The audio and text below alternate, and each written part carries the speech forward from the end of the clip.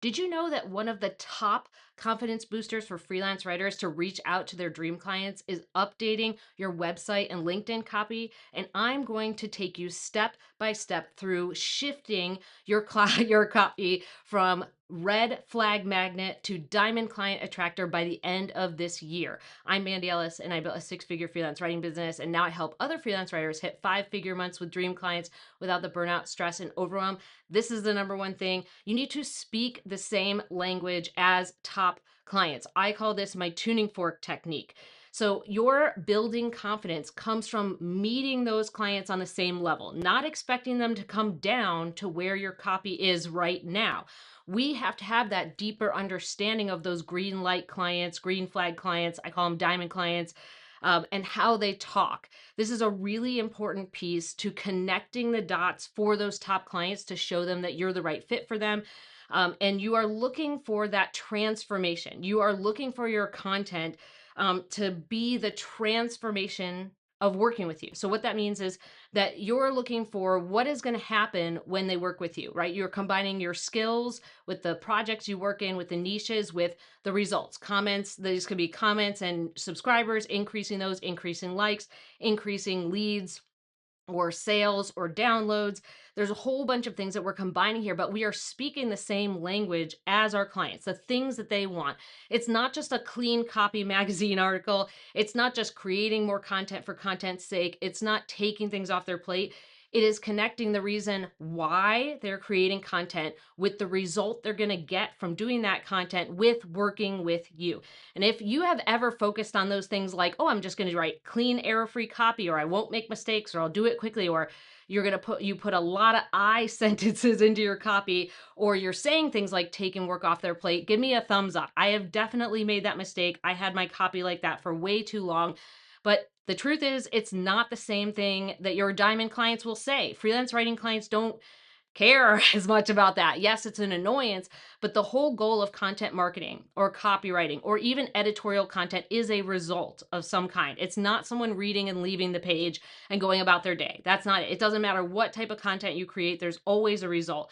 So we're always making the content do something. The content is doing some kind of work, editorially or business wise, and you want to make sure that you're connecting that result, that thing that the content is doing, leads, sales, subscribers, web traffic, downloads, sales, all that good stuff, with the specific skills you're bringing to the table, so that you can actually connect the full picture for your clients. And this builds confidence. I've seen this in a ton of my students where they actually start to see all the cool shit they've done by combining these things together. They're like, wait a minute, I actually am helping my dream clients. I am so much closer to my dream clients than I thought I was. I see my copy shifting. I see the difference between my first draft and my end draft.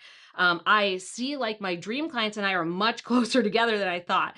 And if you are someone who wants to learn more about that, you want to get closer to dream clients, you're someone who wants to understand how to create this copy and really get away from the red flag magnets and move more towards the diamond client attractors, I want you to check out my free masterclass. If you go to mandyellis.com/free masterclass, you're going to hop into you're going to get away from feast and famine. You're going to move more towards having a fully booked calendar, and you're going to understand the specific attributes you're looking for in clients, how the market has shifted. You're going to have next action steps, and you're going to have a ton of notes. I've gotten a bunch of people who have told me that this class being free like changed their lives. It helped them take the next step. They took action. They got better clients. So if you go to mandyellis.com/free masterclass, you can hop in there, write all the notes, get the clients ahead of the coming year. Number two thing here that we want to do is our Barf draft.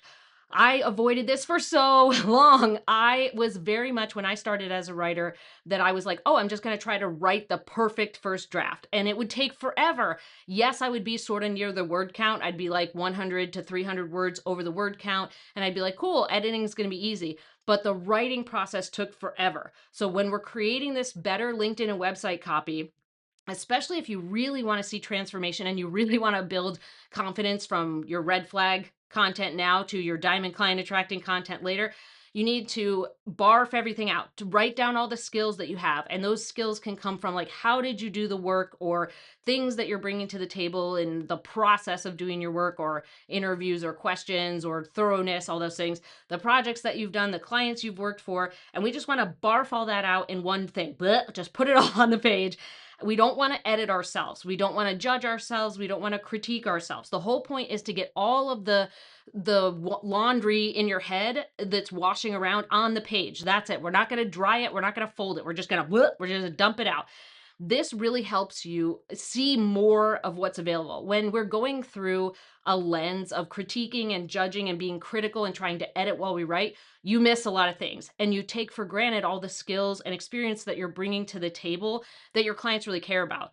I've seen this with students. I've seen this with other freelance writers where they end up thinking like, well, everybody does that. Everybody knows how to do that. Or I thought all writers should do that. Or that was a junior skill. It's not. They're getting too far in the hole. They're not allowing themselves to do that creative brainstorm kind of barf draft thing. So barf draft, but you do the barf draft, you go to sleep, and then the next day you edit it. For me, this is just revolutionary. It has changed my business because that sleep in between, it's like two different writers. The first writer doesn't know what's going on, but has a general idea. The second writer is like, oh, I've got this shit. It like edits it, gets it together. So you will be surprised. I will bet on it that you will be surprised, just like I am, between the sleep copy. So you do the barf draft, you go to sleep, then you wake up the next day and edit it. It's like two different writers, and you'll see that you've done a better job than you thought. But it also helps increase your confidence because you're, moving, you're seeing that you're actually doing a better job instead of beating yourself up. You're getting away from imposter syndrome and self-doubt. And I've noticed that this process helps remove more I sentences. We're looking for those diamond clients, those green light clients who are in the teamwork atmosphere. We're saying things like, when we partner together, or our work together, we'll do this, or when we team up. We're trying to get rid of the I. We don't want to feel like an employee where I will do this and I will do that and I will do this. This happens a lot with weak writing. People feel like they need to use I all the time in their website and LinkedIn, and they heavily overuse it. And they just, forget that this attracts the wrong clients. It's attracting clients who see you as an employee versus someone who's on their team, who has the mindset that it is a partnership, that you are working together, that you are equals. You're in much better shape when you use this teamwork language instead of like, I will do this, or I will do that, or I have all these skills. And when you put your copy up, so after you edit it, what I want you to do is just post it and move on. Look at it in 3 months, 6 months. I would update it every 6 months or so. But we want to make sure that we're just posting it. Don't overthink it. Don't sweat it. Don't look for perfectionism. Just post it. And as you get more information from your clients, then when you do your review, you can update your copy and it'll sound more like your clients, and then you can get more clients like that. And if you feel like that piece has been helpful, the barf draft, getting, moving on, just posting it, letting go of perfectionism, removing the I sentences, make sure to subscribe. We go through a lot of these copy changes, but also the meat and potatoes of how to run your business so that you can do better writing, make more money, work with dream clients. So if this has been helpful, make sure to subscribe. Number 3, this is not a drill, okay? You're writing this copy is not a drill. This is a chance to show your writing skills. Would you go write for a client and have a ton of I sentences? Would you go write for a client exactly the way that you wrote your website and LinkedIn? No, then don't do it. This is what happens all the time. Writers skip their website, they skip their LinkedIn, they skip their online presence, and they try to put too much effort into samples. The impression that your clients are getting from you, from your online stuff, your website, your LinkedIn, your posts, whatever's there, you need to show your writing chops. That's the deal. That's what they're getting. Is it's not just writing samples, it's the impression they're getting from the copy you're writing about your business, how you help people, the skills, what you bring to the table. And it really helps you build confidence, because when you think about it as like, hey, I'm here to show my writing chops, like I love writing, let me do it. That is something where you get slam and copy. This is something I've seen with my students over and over again, where they move from kind of this, I will do this, or I feel small, like let me make myself small, to really showcasing their personality and what they do best, which is writing, and combining that with their skills. Like they really get this boost from actually understanding that like, oh, this would be fun. This should be a fun writing project. This should not be something that is like a resume gone wrong. We want to make sure that we're going through this so that when a diamond client reads your LinkedIn or they read your website, they already have it in their imagination of like what it's like to work with you. You can create that dream experience of working with you in your copy. That's the goal. Your goal is to be more confident in writing this type of copy. And this is something else I've noticed with students is the the actual exercise of writing this copy changes how you write for clients. It actually makes you write better for clients. So putting together this sharp website and putting together the copy on your LinkedIn to show off your best work, basically these paragraphs that you're writing on your copy, that process, this writing process really has improved their overall writing skills, and they understand how to talk to their clients on calls or how to troubleshoot or how to improve their writing. And the most important thing here too, number 4, when we're updating our website, Google SEO loves portfolio updates. They love for you to be updating your website. So things are out on the robots. We don't know about AIO or GEO, which is generative engine optimization. Both of those are like AI search. We're not really sure how they think yet per se. There's still there's mixed results. But I know from my own experience that I would have potential clients who would say, "Oh my gosh, like you have done so well with your SEO because your website came up first on all these different search terms." It's like, no, it's because I'm constantly updating my portfolio. Yes, I work on SEO in my website, but I don't go nuts. I pick a handful of words, put that in my copy. But my portfolio is constantly updated with new content, right? I'm constantly putting up new clips. Those technically are backlinks because when someone clicks on them, they go somewhere else. I am making sure I'm updating the copy with new things that my clients have said basically every 6 months ish, maybe a little longer. But that continual updating portfolio, as soon as you get a clip, put it in your portfolio, and then continually updating your website copy. That feeds the beast. Like that is really good juice for Google and SEO. I still think that's one of the best ways because you're not necessarily going to be updating your copy all the time, but updating your portfolio is almost like writing a blog post, right?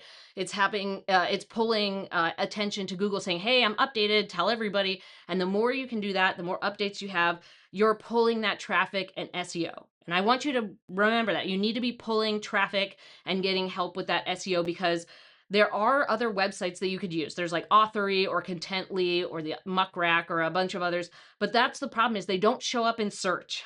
So when you are putting your clips and your portfolio somewhere else, you are sending all the good juice to that other place. You're not getting name recognition. You're not being found for your niches. You're not being found for your titles. You're not being found with the help of your portfolio. We want all of that juice to go to your website because that's how more people find you. So yeah, it's cool. If you want to have a backup portfolio somewhere, you can totally do that. But if you are someone who wants more inbound leads, you want more clients to reach out, you need to be updating your portfolio on your own website. This is the thing where we're trying to make that our home so that more people can find us, so that more of our ideal clients can find us. And when they read that copy that boosted your confidence, they're like, yes, this is the right writer for me. And those portfolio sites go down all the time. Yes, some of them have been around for a while, but some of them go down overnight, and then you lose your portfolio, and then now you have nothing. So we have to build our own site. You don't want to be building it elsewhere. You don't want to be sending traffic elsewhere. We want to send traffic to us, to our stuff, because that's the thing that is strong and will outlast any other changes. So we want to be found. We want people to be searching for, freelance writer in Austin or fintech freelance writer Austin or fintech freelance writer case study, and for our stuff to come up. The only way to do that is through your website and LinkedIn, not through another portfolio, not through another place. That's not really going to help with search. We want to be found more often. We want to get more inbound leads. So we're going through this process to make sure we're funneling traffic there. And plus now you have all this new shiny copy. So all of the new leads that you're getting, all these new potential clients are like, you're on the same level as them. So we're all in good shape. If this has been interesting to you, if this has been something that's been helpful, next time when we're getting down in the nitty gritty, We are going to talk about our LOI templates and our LOI spreadsheet. I'm going to walk you through how to analyze that, how to look at different types of clients and previous clients, and how you can figure out your best clients. If you're someone who wants to go through that review before the end of the year or just right now because you want more clients, make sure you check out this video below. It's going to walk you step by step through, just like I walked you through today, except there's going to be more visuals. But if that's interesting to you, make sure to check it out here, and I will see you next time.